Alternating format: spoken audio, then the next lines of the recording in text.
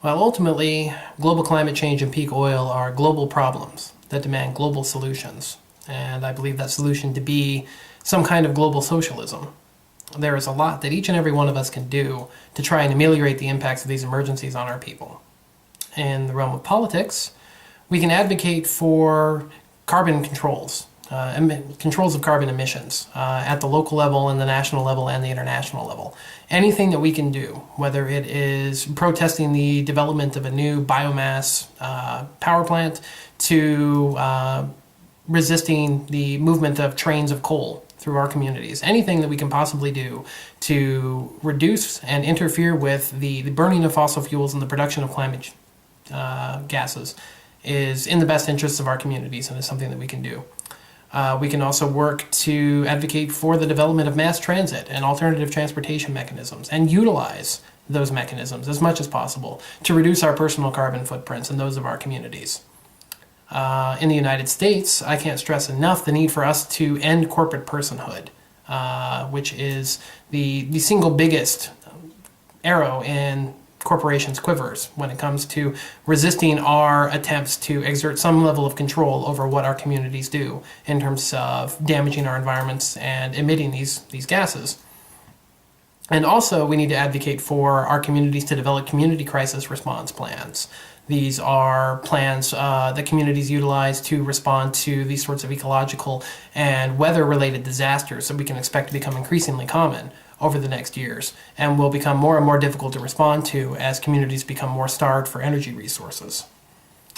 On the level of individual consumption, the most important thing any of us can do is to reduce our consumption of all goods, fuels, and services as much as possible. This will reduce the amount of global resources that we fritter away on consumer goods that will be needed down the road for a unitary response to the coming emergencies. Avoid buying low-quality imported goods that you don't need and that you'll just wind up throwing away later.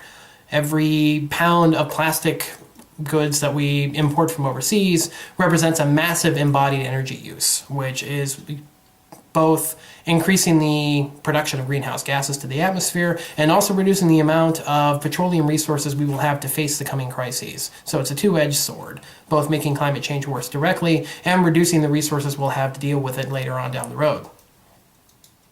At the community level, I can't stress enough that you should talk to your neighbors, talk to your friends, your co-workers, your comrades, your fellow party members about climate change and peak oil. Refer them to some of the resources that I'll show you at the end of this talk to educate themselves about these issues and to realize how important it is that we have plans as individuals and as communities for dealing with them. And organize, organize, organize. Community is the only line of defense we have against crises and emergencies on the scale that I've been talking about. Global emergencies demand global response, and global response starts at the community level. So talk to your neighbors, talk to your friends, talk to your comrades about this. Raise consciousness, because we can't depend on a corporate-controlled media to do it for us. Thank you once again for watching this video. Have a look at some of the resources that I'm posting on the final slides, and let's have a conversation now.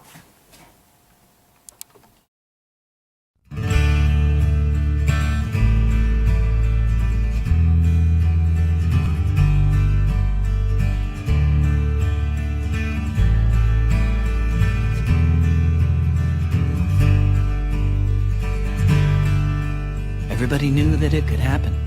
The likelihood was clear, the future was coming. And now it's here. They had to fix the levees, 'cause otherwise they'd break. On one side was the city, above it was the lake. It was in the daily papers, in bold letters was the writ. What would happen when the big one hit? But every year they cut the funding just a little more, so they could give it to the army to fight their oil war. National Geographic and the Times Picayune, they forecast the apocalypse, said it was coming soon.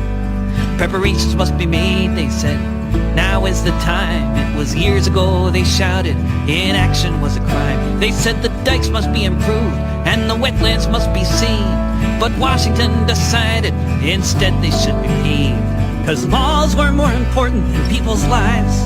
So put some gold dust in your eyes and hope no storm arrives. New Orleans, New Orleans, New Orleans.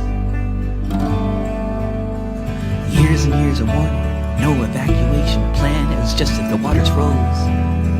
Get out if you can, there were no buses, no one chartered any trains. There was no plan to rescue all of those who would remain. All the people with no money, all the people with no wheels, all of those who couldn't hotwire one that they could steal.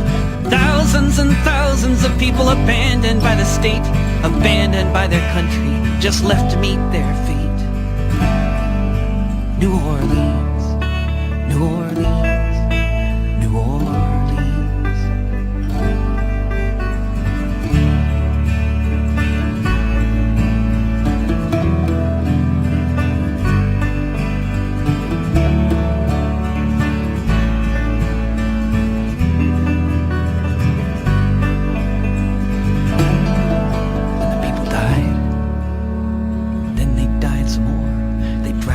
Their attics, an army of the poor, an army of the destitute who couldn't get away.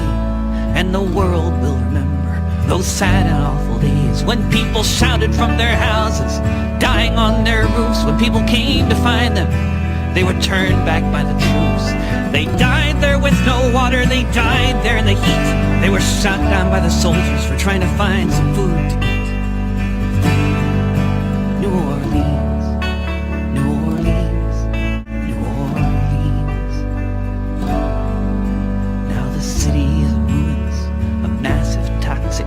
scattered through the nation, 500,000 refugees. Here we are, in the richest country on the earth, where the color of your skin determines what your life is worth, where oil is the king, where global warming is ignored, where the very end of life is the place we're heading towards, where it's more than just a metaphor, the flooding of the dike. And if we don't stop this madness, the whole world will be like New Orleans. New Orleans, New Orleans, New Orleans.